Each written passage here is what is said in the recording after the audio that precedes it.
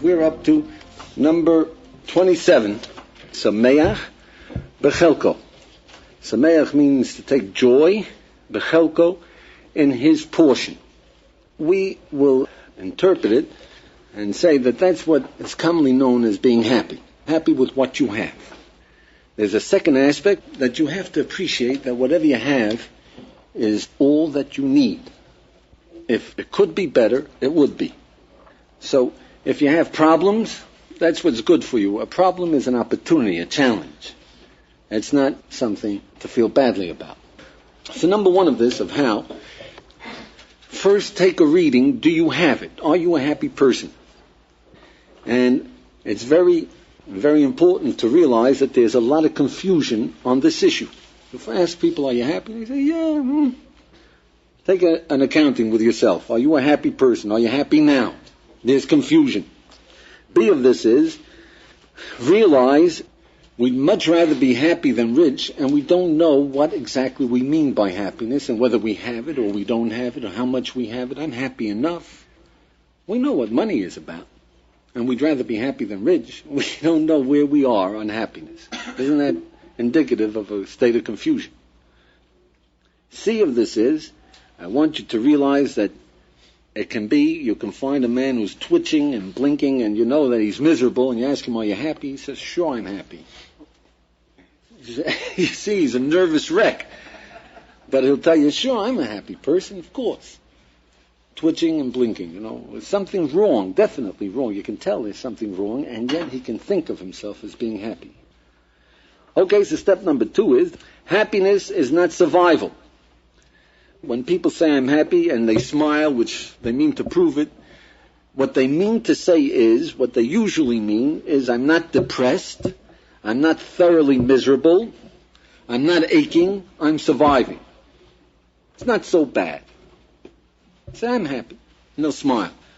So you'll ask them, why isn't it bad? What's so good about it? Try it out. How come you're not depressed and how come you... Basically, they'll say, well, I'm optimistic. I figure there'll be an upturn. A weekend, something nice will happen. Next week, I'll meet somebody interesting. I'm basically optimistic. And as long as I'm optimistic, I'm surviving. Number 3 is, please realize that there is another necessity to know how to be happy, and that is that youth is basically happy. Take a look at children, they're basically happy. You people are 20, 22, 23. As you get older, 25 is already you're having a little more difficult time. If there's anybody here 30, well, you know that it's getting a little sticky. Yeah? But as you grow older, the optimism sort of fades. And now you need a little more to know exactly how to go about being happy. You understand? B of this is that for all of us, even if we're still young, we remember having a depression. Well, that's why you want to know how to be happy. You want to know how to throw it off. C of this is, if you find yourself or others being mean to other people, vicious, hurting them, angry, for sure you're not happy. Happy people don't do it. When you're happy, you don't hurt anyone. So if you catch yourself lashing out at others, trying to hurt other people, then you pick up the happiness game that we're going to give you and work at it hard. But number 4 is, know that there are many levels of happiness. There's happy, enjoying life, and there's happiness where a person is in an ecstasy of existence. Life is a beautiful thing. It's gorgeous to be alive. It's wonderful. That's what you got to aim at. See, when a person is enjoying skiing and you tell them, I have a more beautiful ski run, longer, better snow, nicer scenery, faster track. Yeah? He says, yeah, where? If he doesn't enjoy it, he says, this is good enough.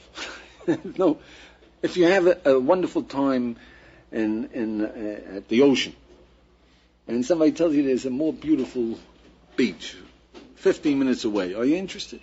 Sure. It's the person who's not interested, is not interested in taking the time.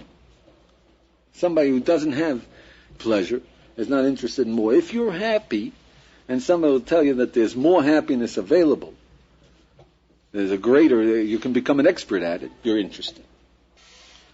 Okay, just one more of this preparatory, and that is, number 5 is that please realize that happiness, it's a means, it's a technique for living. It's not the end in itself. That's not the goal. We're not saying to be happy is the goal of living. It's just the means of what? Of using your potential. When you're happy, you have energy. You're optimistic. You have strength. You can take problems. You can hear better. Your digestive system works better. So B of this is realize that people equate happiness with an end, with complacency. They say, many people who come in and say, I'll teach you how to be happy. They say, well, if you teach me how to be happy and I'm successful at it, then I have nothing else to live for. That's it. Then what else will I do? So they're struggling to attain happiness, but God forbid that they make it. But that's a mistake. Happiness is, on the contrary, is energy to go on. It's not an end in itself. Yeah? It's to go on and get what you want. There are other pleasures. What other pleasures are there? Being good, accomplish, love. There's pleasures in life. Yeah? This isn't the top pleasure. Yeah? On the other hand, a happy person might not be sensitive to the other problems surrounding him, seeing as if he's content with his lot as it were. Gary asks that a happy person, in as much as he's happy, is not sensitive to where other people are suffering. Yeah. So we say, on the contrary, a happy person is sensitive to other people's suffering. The reason we are insensitive to other people's suffering is because we're avoiding pain. We want no part of it. We run. It's like, I have enough trouble with my own. A person who's happy has energy. He can pause. He can ask, what's the matter? He cares. Does that make sense, Gary? Yes. Number 6 is, happiness is not a happening. For Western man, happiness is a happening. They're waiting for something to happen. When you get married, meet the right girl, get the right job. When that happens, then everything will be hunky-dory. I'll be as happy as a lark the rest of my life. You see that? This is Western consciousness. Well, when I was a young man, there was still this concept that if only I had a car, a 21-year-old, if only I had a car. In Israel, they still have fellas, if only they had a car, they figure, the rest of my life, I'd never make a complaint. I'd never have a problem. That's it. That's all I need. That's a happening. They're waiting for a happening. So B of this is realize that it's nonsense. Realize there are plenty of people who have what you're looking forward to, and it didn't do the job for them. Maybe you've gotten a car and realized that a car isn't the solution to happiness. No? There are people who've met the girl and are miserable, who have a job and are miserable, who've made the million and are miserable. The happening will not make it. C of this is realize that there are plenty of people who don't have what you're looking forward to and are happy. D of this is look around and you know that there are people who are wealthy, famous, accomplished, healthy, everything that you can dream of, and are neurotic, suicidal, or commit suicide. So it's not in what you have. Get that clearly, firmly in your pipe and smoke it. It's not what you have. What you have has nothing to do with whether you're happy. Number 7 is how. If it's not a happening, what makes a person happy? So A is realize happiness is to appreciate what you have, counting your blessings, taking pleasure in the pleasures you have, noticing them, enjoying them. That's what the secret of happiness is. A person who enjoys having a car, enjoys having hands, who enjoys having feet, is a happy man. The person who appreciates what he doesn't have is miserable. That's where you're focused. Focus on what you have and appreciate it, you're happy. Focus on what you don't have and appreciate it, you're miserable. All right, number 8 is realize that even though you accept and you appreciate that what you should do is appreciate what you have, it is not yet being happy. So what is it that does it? B requires discipline, determined, hard work. Any habit that you want to change, and we use a disgusting habit for an example. If a person has a terrible habit of picking his nose in public, which is an awful thing, and then he tries to be elected president of the United States, and on the first television program he picks his nose, and then they say, you can't make it, friend, that's it, that's it, you won't get a vote, yeah? So he's really determined now, right? No more picking his nose in public, yeah? His hand will sneak up. Yeah, any habit, it's tough work to change. You follow that? A ridiculous habit like this. Now, if you have a habit of focusing your mind on what you don't have, and on your problems, and on the fact that you haven't made it, and that you don't know how you're going to, and et cetera, it's not going to be easy to switch the focus. It's hard work. It's a discipline. It's just your mind will go right back, just like your hand, Your mind will go right back. Oh, but I wasted my life. Oh, but I haven't accomplished what I thought I should. Oh, but I don't seem to be getting anywhere. Oh, but there's so many problems. Oh, but it'll just go right back. So now you got to pull it back. Like you pull your hand, You got to pull it and say, hey, it's a beautiful day. C of this is, therefore, always check yourself. Check yourself right now. Where's your mind? What are you focused on? The problems of being happy? On whether or not it's an issue? On how many things did you think would work before that don't work? Realize underneath it all is something you're focusing on, some problem. Yeah? Okay? Turn it around. It's a beautiful day. Everybody agree it's a gorgeous day today? Yeah? It's good to be alive. Wonderful to learn about living. Yeah? Enjoy. You've got to each time take a reading. Where are you? At least 10 times a day. Take a reading. Where are you? Where's your mind focused? It's the wrong place. Most probably it's in the wrong place. It's in some dog hole over there.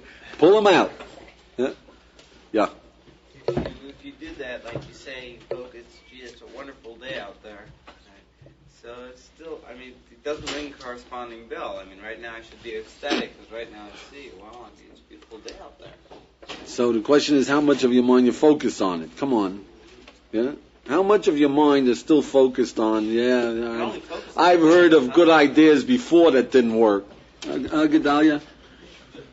This one is also not going to work. It's just another one of these. How much hey, it's a gorgeous day. Live it, the whole thing. Is it a gorgeous day? Yeah. So forget anything else. Gorgeous day. Go ahead. Try it. It's a gorgeous day. Come on. Come on.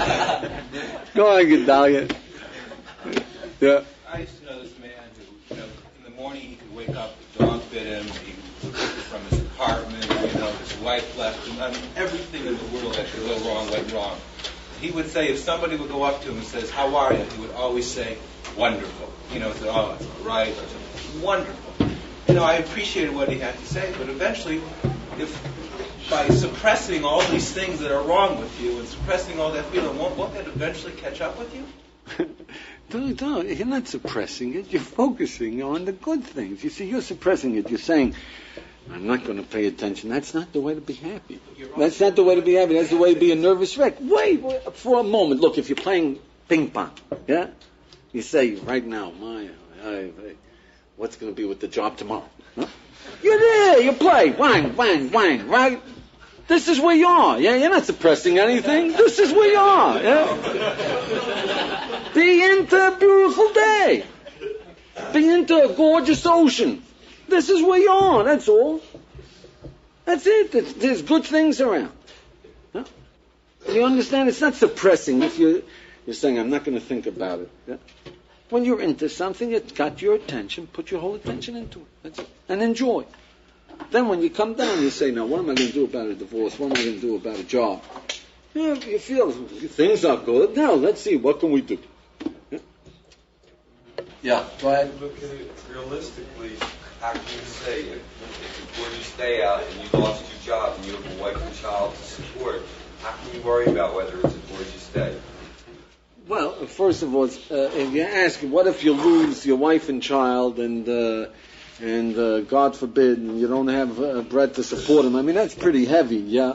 So what good is a gorgeous day? Now, I don't want, God forbid, that you should have any such particular catastrophes. But let me tell you that when a person has a catastrophe, when you lose your, God forbid, your wife or father or mother or child, you'd be surprised how keen you can appreciate a gorgeous day. You'd be surprised how it opens you up to reality and how it heals. Okay, number 9 is that realize this effort is an obligation. And what's the obligation? So, it's an obligation to yourself. To be efficient, to be alive, to be energized, to be able to undertake, optimistic, to be a fighter, courage. You need to be happy. So it's an obligation to yourself. Do it for yourself. But B of this is that all of us appreciate, how would you like to have miserable parents? Anybody would like to have a pair of miserable parents? A miserable brother? Did you travel through Europe? Did you ever travel through Europe with a guy who's miserable?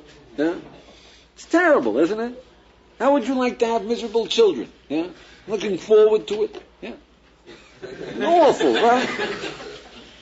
It's a terrible thing, yeah? You understand? You don't like it when somebody is a complainer, or he's miserable, or he's down. You know it drags you down. It's your problem.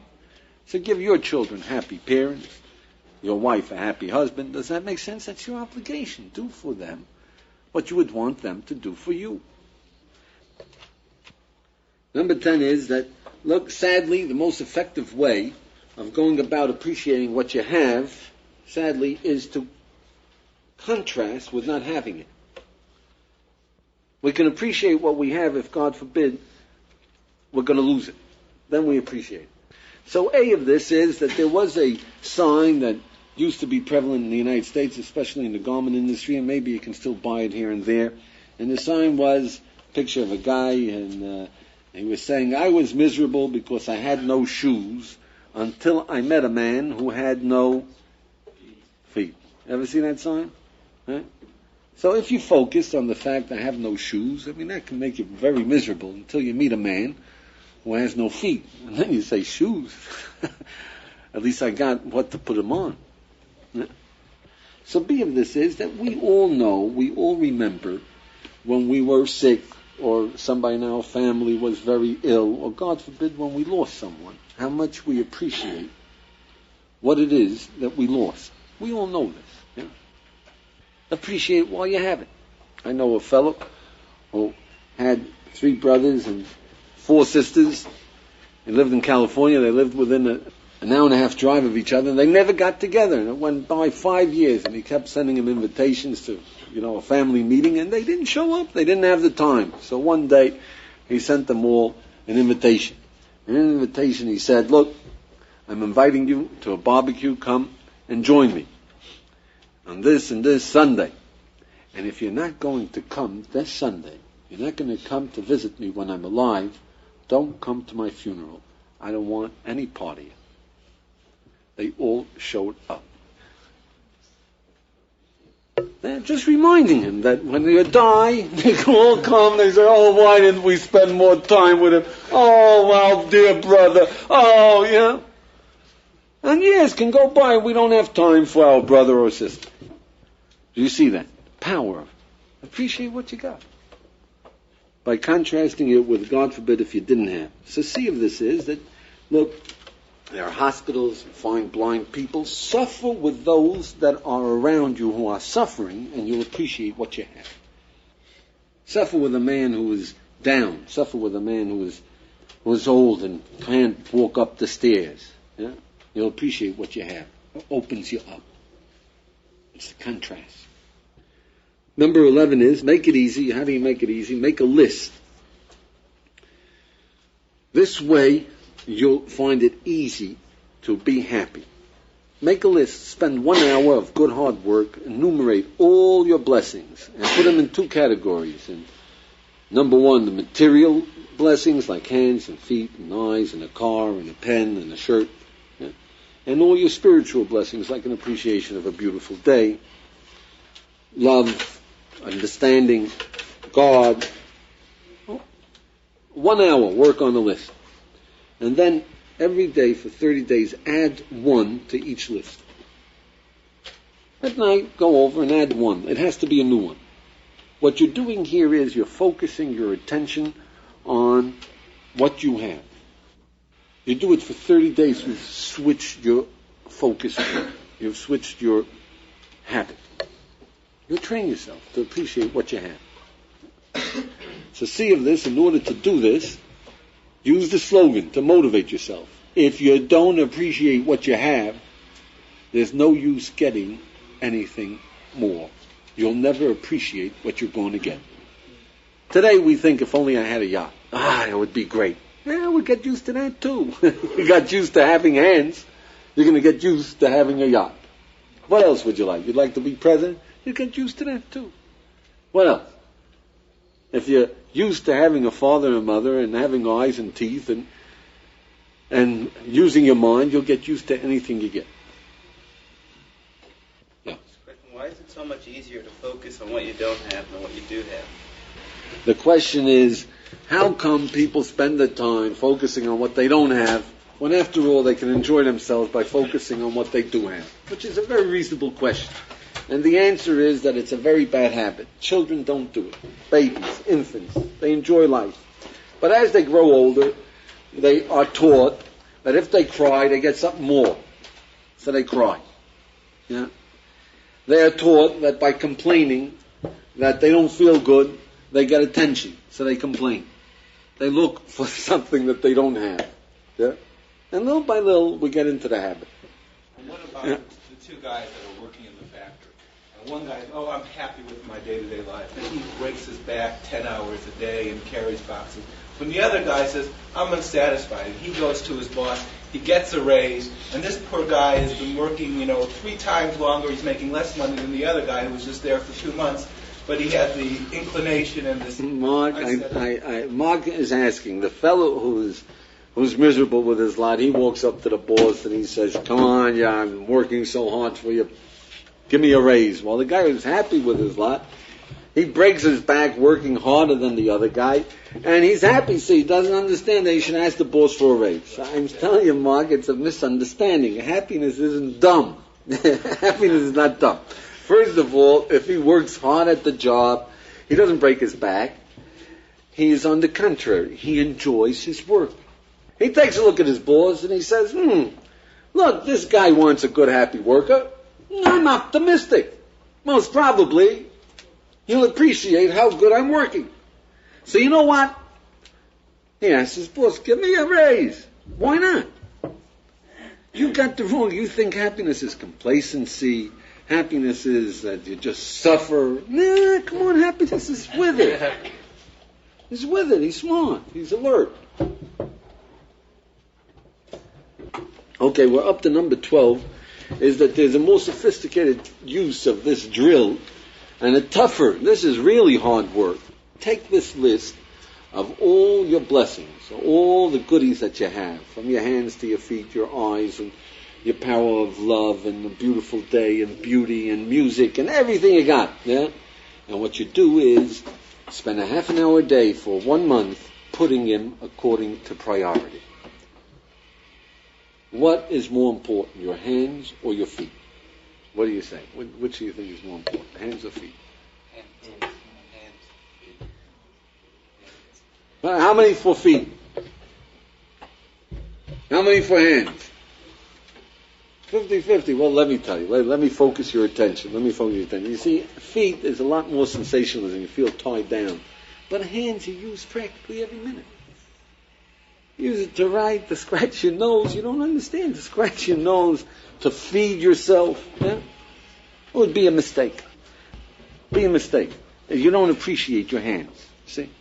But the idea is put it in priority. It makes you think. Does that make sense? It makes you think. Which are more important, your eyes or your ears? Ears all the way. Ears. How many for eyes?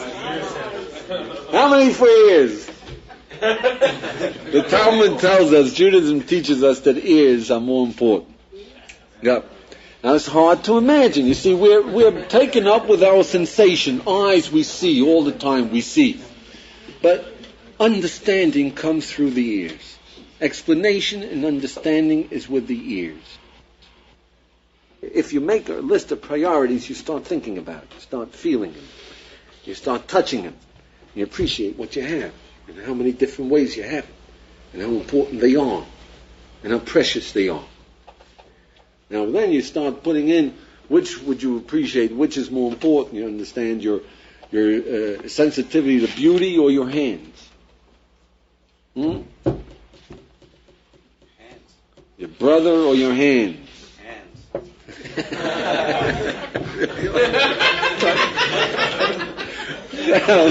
Down, stop. Now you're quiet. Then you should cross them, spiritual, and your father and your mother or your hands. Yeah? Now, father and mother are also a material benefit. You know, you get some aid once in a while. Yeah. But besides that, the fact that they love you, how valuable is it? Even if you don't get anything from it. How valuable. Now, it's difficult, it's hard, but friend, now you start appreciating what you got. This is the happiness drill. Happiness game. B of this is that after you play it for at least 30 days, then I would suggest that whenever you catch yourself being miserable or upset about not having something, put it into your priority board. You see? You didn't get the job, you're all upset, okay, take out your priority, you know. Now where does that come? I'd rather have that job than hands? No. I'd rather have that job than my wife and kids? No. Okay, I'd rather have that job than what? And you'll find it's all the way down in the priority. So, a sense of proportion. I mean, what are you aggravating yourself about? You get it? A PhD. Where is it? Hands, feet, no, teeth? Would you rather have a PhD than teeth? Why don't you check it out? You know, it's okay if you like a PhD better than teeth. Put it there, but at the same time, it's not before your hands and your feet. You follow? So it gives you a sense of proportion as to what's bothering you. Yeah. So, yeah. Okay, so you make your priority list. But don't do it until you've done the other thing for for 30 days. Otherwise, you won't have a good judgment when it bothers you. You'll put it all the way on the top of priority, better than hands and feet, and eyes and ears and teeth.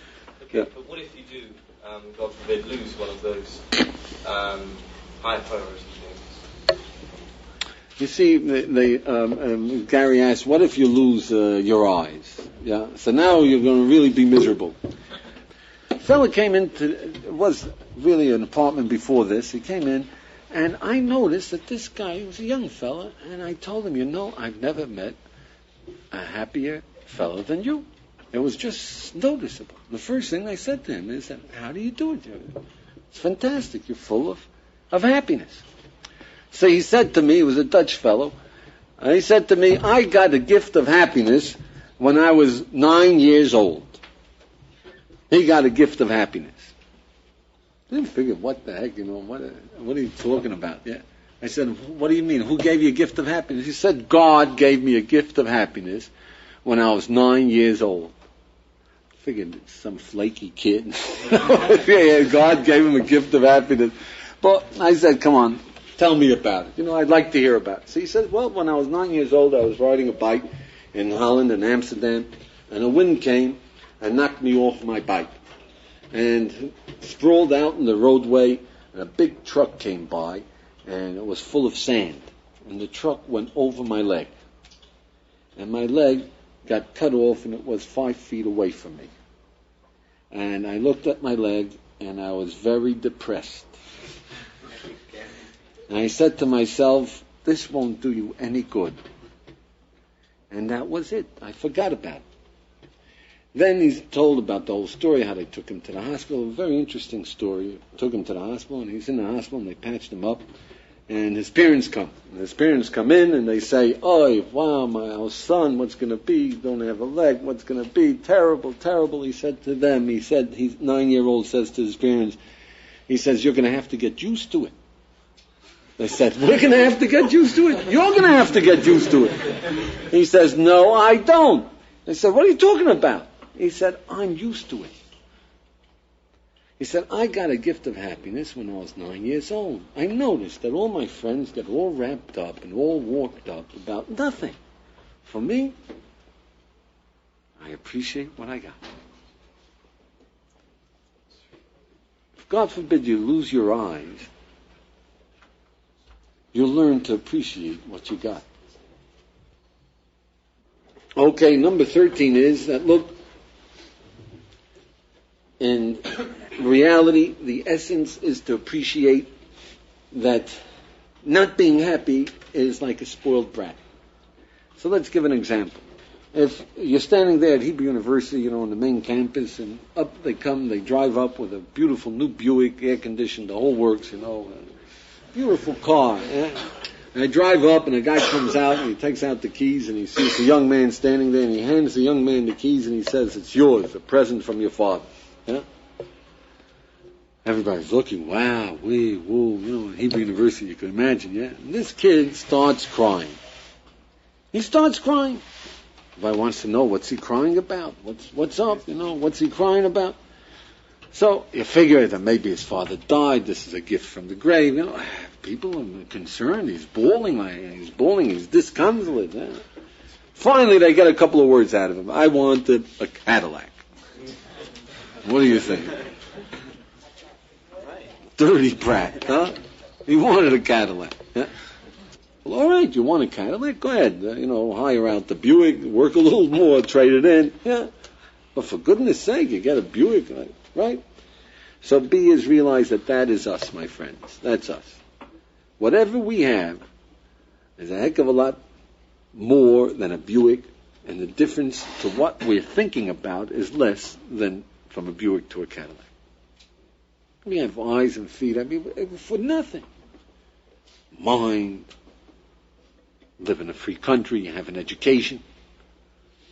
For nothing. What did you do? And what are you looking for? What is it that you'd like? Big deal.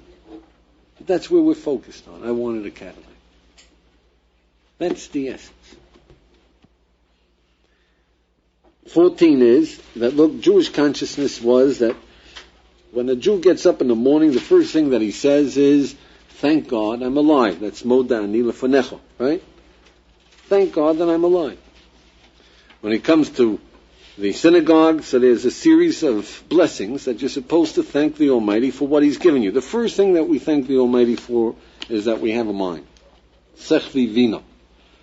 We can understand. The second thing that we thank the Almighty is that we're Jewish. The third is that we have eyes. The fourth is that we have clothes. The fifth is that we're not paralyzed.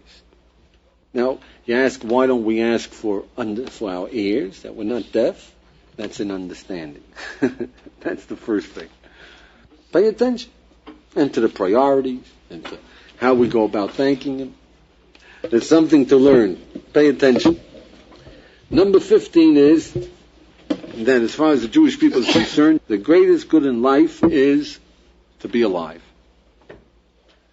Ma yisainin adam chai. The Pasuk says, what will a man complain about if he is alive? If you're alive, you have nothing to complain about. Nothing. Life is the greatest pleasure that there is. Now that's very difficult for Western man to understand, because if you ask somebody, a Western man, is it good to be alive? He says, well, what comes with it? What's the situation? Yeah. You got to know. Yeah. How can I give you an answer? Yeah. In Judaism we say you're alive, it's pleasure. What's the pleasure? Being, meaning, existence, awareness. That's what it all adds up to. What do you got more if you appreciate beauty? It takes a little study to appreciate that life is marvelous. Number 16 is understand and remember the difference between joy and happiness. Joy is anticipation. Happiness is realization. So to illustrate B is most people take joy in making money, in finding money, in getting money. Very few people appreciate, are happy with the money they have. Everybody would take joy if he made $100,000. Jump with joy. Yeah. Very few people are happy because they have $100,000. Nonsense. If you didn't have a pair of feet and somebody gave you a pair of feet, you'd have joy. You'd say, "Wow." You'd anticipate. I'd be able to move around. Nobody will have to carry me. Yeah. The anticipation is easy. The pleasure of having fades quickly. But you won't complain about the fact that you don't have a job if you get a pair of feet. Yeah? Not for a couple of weeks. After a couple of weeks, you start complaining. Yeah? So D is, which things are easier to be happy in the long run? That's accomplishments. You save someone's life. You bring children into the world. Be happy with what you've done. Have you helped humanity? Have you tried? That's a way of knowing what is meaningful in life. Number 17 is that, look, if you focus on yourself in one time and you find yourself to be down, lethargic, miserable, etc., depressed, irritated, whatever it is, focus your mind. Why? What's on your mind? What caused it? Worry, a desire, a lust, something's bothering you. Yeah? That's where your mind is. That's where you focus. Right? Get that focus. B is switch your focus. Drive that away. I'm not going to think about it. Switch your focus. It's a beautiful day. Great to be alive. If once you accomplish this, you're able to switch from misery to happiness, you're a new man. And if you can pull yourself out of a depression one time, break through, now you really know the power that's in your hands. Okay, 18 is, wisdom is a powerful thing for living. It's one of the pleasures. Look at it as such. Put it into your priority list. Number 19 is, whenever you're having a heavy time, you're fighting with your parents, you're worried about a job, you're irritated by a friend, yeah? Before you try and apply for a job, before you try and react to your parents or to your children or to your wife or to your husband, yeah? First, it's a beautiful day. If you're going to talk out of your frustration and bitterness and upset, you're not going to get the job, you're going to get fired, you're just going to antagonize your parents or your children or your wife or your husband, etc. You follow? So first, it's a beautiful day.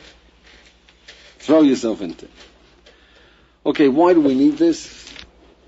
Happiness is energy. It's power. Happy people are healthy. They hear better. They see better. The eyes function better. So it's power for living. The rabbis pointed out in a very powerful manner. They say, who's really a rich man? The man who has millions of dollars or the man who enjoys what he has? What's the good of having millions of dollars if you don't enjoy it? Right? The rich man is a man who enjoys what he has. What's the use of giving your kids a new toy if they're not going to enjoy it? They don't enjoy their old one. Teach them first to enjoy what you got. Enjoy what you have, then you'll be able to appreciate what you're going to get. You have been listening to the 48 Ways to Wisdom.